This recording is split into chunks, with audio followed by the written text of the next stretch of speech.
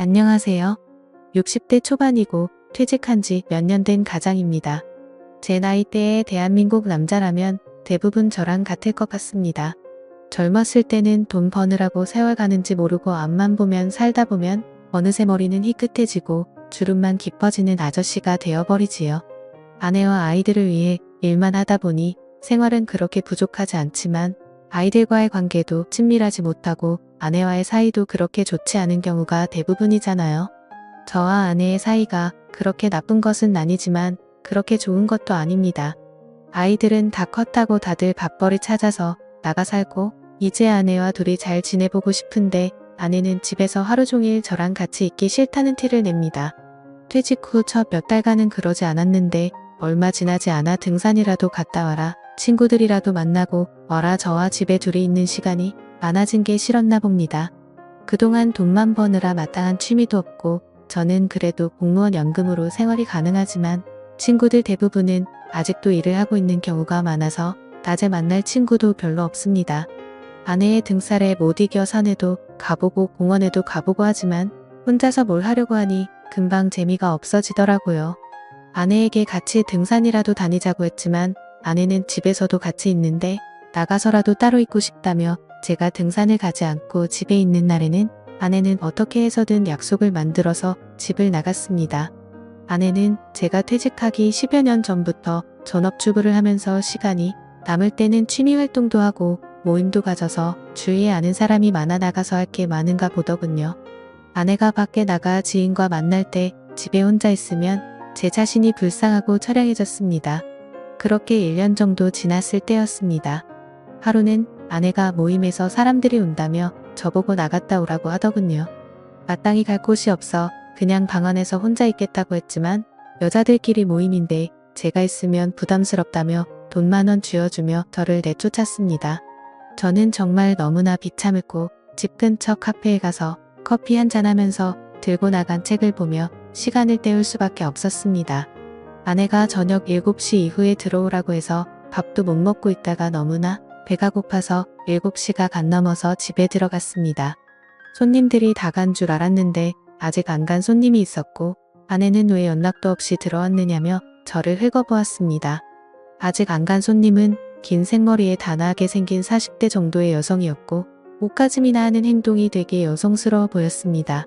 가벼운 인사를 하고 저는 배가 너무 고파서 주방에 가서 라면을 끓이기 시작했습니다.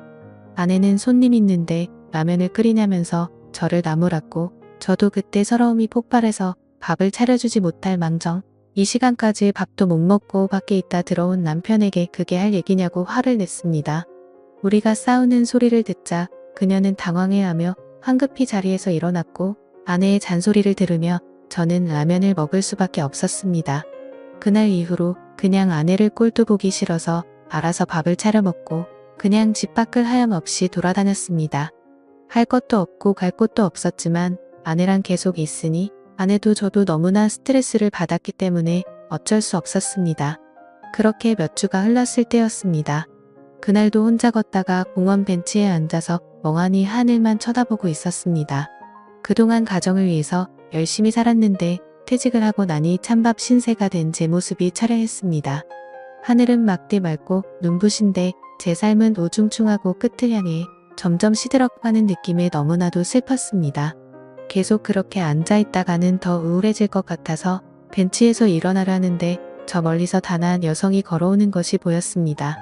마치 영화의 한 장면처럼 그녀가 걸어오는 몸짓 숨결 하나하나가 마치 슬로우 비디오처럼 느껴졌습니다. 왠지 낯설지 않은 그 모습에 넋이 나가 있는데 그녀도 이내에 저를 알아본 듯 인사를 했습니다. 그녀는 몇 주 전 집에 남아있던 아내의 손님이었습니다.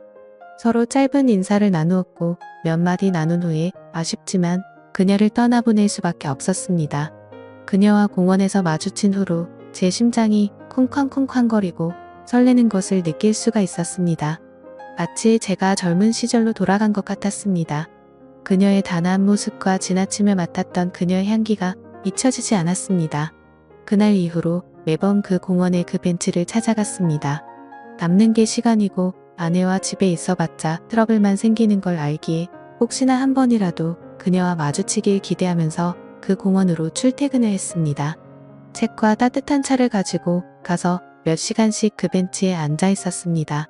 하지만 한 달이 지나도록 그녀와 다시 마주치는 기회는 없었습니다. 아쉽기는 하지만 딱히 할 것도 없고 공원에 가서 좋은 공기 마시며 따뜻한 햇살 아래에서 책을 읽는 것도 나쁘지 않아서 그 뒤로도 쭉 그 공원을 찾았습니다. 그러다 몇 주 뒤 벤치에 앉아서 책을 읽고 있는데 그녀가 제게 다가와 말을 걸었습니다. 그렇게 기다리던 그녀를 몇 달 만에 다시 보니 너무나도 흥분이 됐지만 티를 안 내려고 애써 태연한 척했습니다.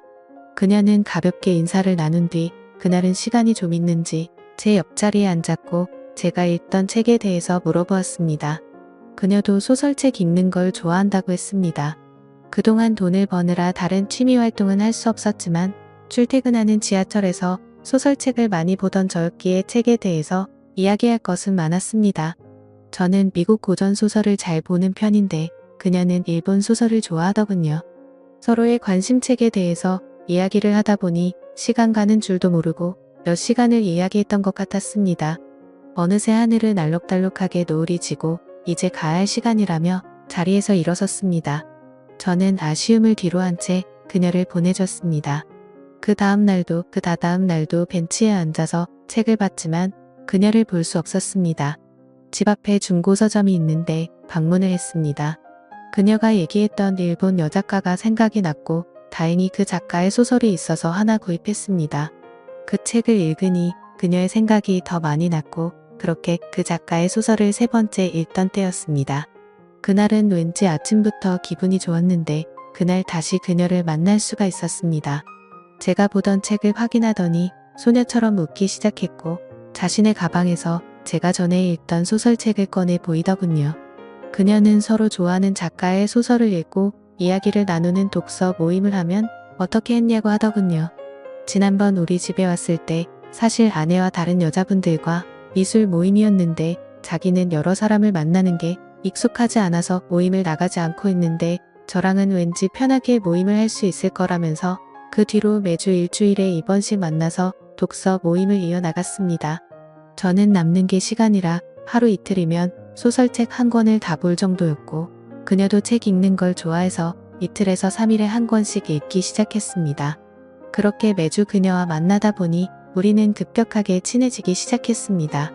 제가 그동안 읽은 소설책 양이 어마어마하기도 했고 아무래도 나이가 많다 보니 그녀보다는 조금 더 깊은 얘기를 하곤 했을 때마다 그녀의 눈빛은 초롱초롱 빛이 났습니다. 그러다 책을 10권 떼었을 때 그녀가 처음으로 뒤풀이를 하자고 해서 파전집으로 갔습니다. 문학 얘기는 막걸리 파전과 함께하는 거라며 자기가 대학교 독서 동아리 때는 항상 그랬다고 했습니다. 막걸리를 한 잔 한 잔 할 때마다 그녀는 평소와는 다르게 말이 많아졌습니다. 예전 대학교 때 동아리를 하면서 너무나도 즐거웠던 추억이 요즘 저와 독서 모임을 하면서 다시 느끼고 있다며 좋아했습니다. 그러면서 자기는 지적인 남자가 좋아서 대학교 때도 책을 많이 보는 동아리 선배를 짝사랑한 적이 있었다며 제가 자신과는 다른 견해의 이야기를 할 때는 너무나 똑똑해 보인다고 하더군요. 저 좋으라고 하는 소리였겠지만 은근히 기분 좋고 설레기도 했습니다. 조금 더 취하자 자신의 가정 이야기도 했습니다. 자신은 이혼녀이고 이혼한 지는 5년 정도 됐다고 합니다. 전 남편은 집이 많이 부유했었고 남편과 시댁도 아무런 문제가 없었지만 아이를 낳지 못하는 걸로 갈등이 있었다고 합니다. 기어코 전 남편은 다른 여자와 바람이 나서 아이를 데리고 왔고 이혼의 대가로 그녀가 지낼 만한 집의 전세금과 생활비 정도의 의자료를 받고 이혼을 했다고 했습니다. 전 남편은 돈 버는 거에만 관심이 많아서 소설책을 읽는 거는 시간 낭비라며 자신을 무시하고는 했는데 요즘은 저랑 이렇게 소설을 읽으니 좋다더군요. 그래도 전 남편과 이혼에 대해서 얘기를 하면서 기분이 좋아지지 않았는지 그녀는 막걸리를 원샷하기 시작했고 그러더니 갑자기 테이블에 머리를 박고 자기 시작했습니다. 저는 10여 분간 그녀를 흔들어 깨웠지만 그녀는 이미 만취 상태였고 어쩔 수 없이 그녀의 지갑에서 신분증을 발견하고 그녀의 집으로 그녀를 데려다 주었습니다. 집 근처에 오니 다행히 정신이 조금은 드는지 비밀번호를 알려주었고 그녀의 집 문을 열고 들어가 침대에 그녀를 눕혔습니다. 40대의 젊은 이혼녀가 사는 집에 들어오니 흥분이 되는 느낌이 들었습니다. 여자 혼자 살아서 그런지 집도 깔끔하고 좋은 냄새가 났습니다. 저도 취기가 조금 돌고 있고 그녀도 취해서 얼굴이 붉어져 있어서 더 예뻐 보였기 때문에 고백하고 싶은 마음이 굴뚝 같았지만 그렇게 되면 요즘 삶의 활력소인 그녀와의 독서 모임이 끝날 것 같아서 두려웠습니다. 저는 그녀에게 이불을 덮어주고 집을 나올 수밖에 없었습니다. 다음 독서 모임에 나온 그녀는 그날은 정말 미안하다며 작은 선물도 사왔습니다. 그렇게 독서 모임이 이어나가고 책을 20권 본 날 이번엔 제가 뒷풀이를 하자고 했고 이번에는 조금만 마시기로 했습니다. 우리는 막걸리를 마시며 최근 읽었던 책에 대해 진지한 얘기도 하고 이런저런 얘기도 했고 적당히 취했을 때 그녀의 집 앞까지 같이 걸어갔습니다. 그녀를 들여보내고 돌아서려는데 그녀가 저를 잡았고 집에 좋은 와인을 한 잔 더 하자는 그녀의 말에 저는 설레기 시작했습니다. 그녀는 오랜만에 분위기를 내자며 LP판을 틀었고 우리는 재즈를 들으며 와인을 마시기 시작했습니다. 저를 집으로 초대해 분위기를 잡으며 술까지 마시자는 그녀를 보면 왠지 저를 꼬시는 듯한 느낌이 들었습니다. 하지만 나이 차이도 많이 나고 가정까지 있는 저 같은 남자를 저렇게 단아하고 우아하게 생긴 예쁜 어린 여성이 그런 생각을 한다고 생각할 수가 없었습니다. 그렇게 술이 한 잔 들어가더니 그녀는 저에게 대놓고 얘기를 하더군요. 이렇게 예쁘고 젊은 여성이 혼자 사는 집까지 데려와서 대놓고 꼬시고 있는데 왜 반응이 없냐면서 배시시 웃으며 얘기를 했습니다. 저처럼 나이 많은 사람이란 괜찮은 건가라고 묻자 그녀는 어차피 자기도 늙고 나중에 썩어 문드러질 몸 한 살이라도 어린 나이일 때 사랑을 나누고 싶다고 했습니다. 그러면서 저는 나이는 많지만 아는 것도 많고 연륜도 많은 게 오히려 더 매력이 있다며 한 번만 더 망설이면 자기처럼 어리고 예쁜 여자를 만날 기회가 이제는 없을 거라며 저를 놀리는 농담을 했습니다. 저도 이제는 더 이상 망설이고 채면 차릴 필요가 없다 생각해서 그녀의 제안을 수락했습니다. 그녀는 단아한 외모와는 다르게 엄청 적극적이었습니다. 솔직히 나이가 들어서 심장이 두근거릴 거라고는 생각조차 못했는데 그날 이후로 정말 엄청나게 심장이 두근거리더라고요. 사실 젊은 사람들에 비해서 체력이 많이 부족해진 탓에 그녀가 실망할까봐 걱정도 했지만 그녀는 오히려 저를 위로해줬습니다. 그런 그녀를 바라보고 있으면 너무나도 사랑스럽습니다. 젊은 그녀와 연애를 하다 보니 매일매일이 즐겁고 활기찹니다. 퇴직 후 사회에서 소외되었다는 우울함과 퇴직 후 아내의 잔소리와 무시로 인해서 위축됐던 제 삶과 몸이 그녀와 사랑을 나누면서 제 삶도 행복도 너무나 커지고 있습니다.